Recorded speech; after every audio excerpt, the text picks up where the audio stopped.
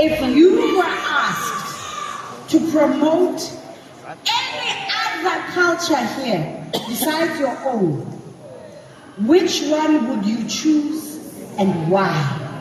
Can we translate the question for you into isiZulu? Please, can we have translation into isiZulu?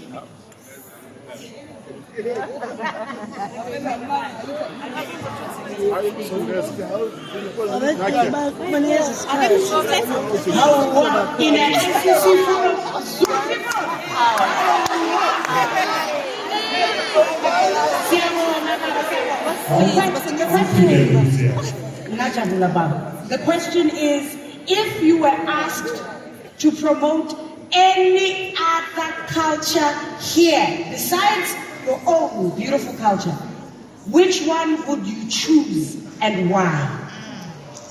Mngoma ukuthi uma unganikwa ithuba lokuqhakambisa elinye lamasiko la ngaphandle kwelakho yiliphi lelo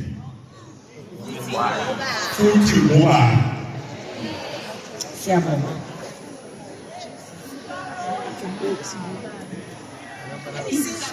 BaseNingizimu Afrika siqhamuka kumakhoyiseni.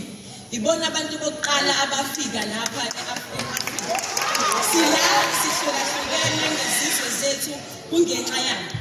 Ingabaqhakambisa kakhulu ngoba noma ngabe kwenza yiziphi izinto ezintsha ezifika ezokukhazikhazi, kodwa bona bahlale begqugquzela ukuthi bona bangabokuqala futhi